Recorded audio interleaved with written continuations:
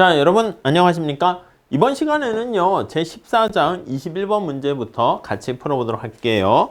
자, 근로장려세제 관련한 문제인데요. 박스로 이렇게 되어 있어요. EITC라는 근로장려세제는 여러분 구간에 따라서 노동 공급에 미치는 효과를 여러분들께서 체크를 해 주셔야 되는데요. 우선 살짝 이렇게 먼저 보시면, 자, 이렇게 사다리꼴 면적으로 이렇게 모양으로 되어 있습니다. 자, 수평축에 나와 있는 게 근로소득이라고 보시면 되겠고요. 여기가 이제 보조금의 크기다라고 생각을 하시면 되겠죠. 자, 그리고 얘가 이제 증가하는 구간이 바로 점증 이렇게 되는 것이고, 내려가는 구간이 바로 점감 구간이다 이렇게 보시면 되겠고요. 여기가 이제 평평하잖아요. 고원 또는 평탄 구간이다 이렇게 되죠.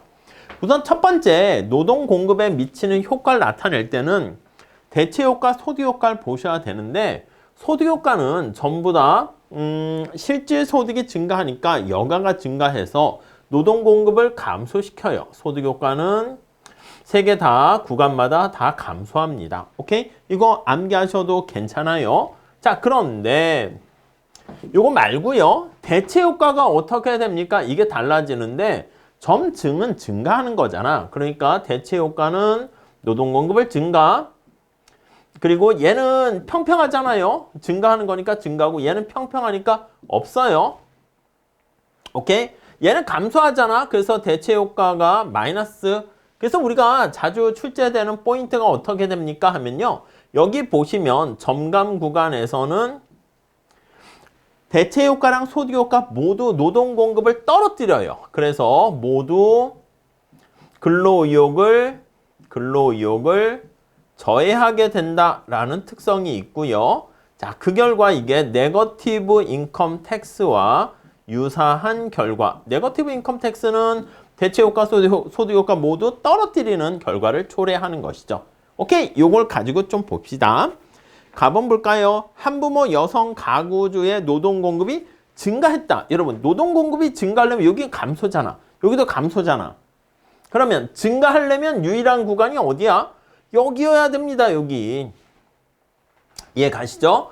그러니까 노동 공급이 증가했다라고 보려면 여기 나와 있는 한부모 여성 가구주의 노동 공급이 증가하려면 점증 구간에 속한다라고 보셔야 됩니다. 그러니까 일을 안 하고 있다가 일을 하기 시작하는 구간이 들어가는 거죠. 그래서 가히 해석 보시면 한부모 여성 가구주는 제도 도입 전에는 주로 노동을 안 했다는 거야. 근데 제도가 도입된 다음에 점증 구간에 속했을 것이다. 이렇게 보게 되는 것이죠. 맞는 표현입니다. 오케이. 다음에 나번 볼게요. 나 부부의 경우 주소득자의 노동 공급에는 영향을 거의 미치지 못하지만 부소득자의 노동 공급은 크게 감소했다. 그러니까 주된 소득자의 노동 공급에는 영향이 없는데 부소득자의 노동 공급은 감소했다. 감소했다라는 게 크게 감소하려면 주로 이제 여기에 해당하거나 여기에 해당한다 볼 수가 있겠죠. 자, 근데 여기선 탄력성 가지고 물어보는 거야.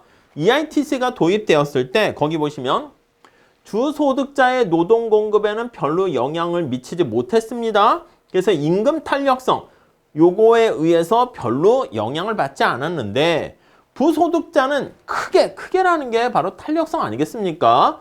그래서 임금에 대한 보조 혜택에 대한 탄력성이 크다, 이걸 알 수가 있겠죠. 무슨 말씀인지 아시겠죠? 어디에 속했느냐를 물어보진 않았고요. 탄력성이 크냐 작냐 그걸 물어봤는데 맞는 표현이고요. 답은 볼까요? 근로장려세제 대상자들을 전체의 노동 공급에는 별다른 변화가 없었다. 이걸 한번 해석을 해봅니다. EITC라는 게 저소득 계층의 사람들을 도와주기 위한 건데 근로의욕을 저해할 수 있잖아. 특히 우리가 알고 있는 EITC 요거 끝부분에 해당하는 점감 구간에 있는 네거티브 인컴 텍스, 부의소득세 영역에 가게 되면 근로의욕을 떨어뜨려요.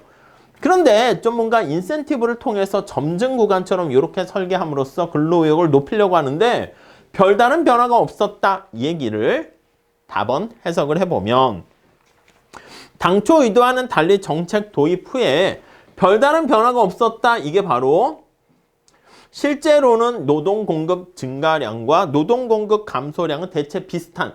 그러니까 증가하지도 않고 감소하지도 않고 뭔가 두 개의 마음이 쌤쌤되었다라는 것을 알 수가 있겠죠. 오케이? 자, 그래서 전형적인 문제 스타일은 아니고요. 이렇게 나와 있는 것들을 박스를 두 개나 해서 난이도를 좀 올리려는 목적이긴 하지만 보통 전통적으로 EITC 관련해선 여기 나와 있는 노동 공급에 미치는 영향 잘 보시면 되겠습니다. 이거는 여기 나와 있는 결과를 해석하는 거에 초점을 맞춘 것이다. 보시면 되겠어요. 한번 잘 체크해 주시죠. 자, 이렇게 정리하시고 다음 시간에 또 이어서 문제 풀어볼게요. 감사합니다.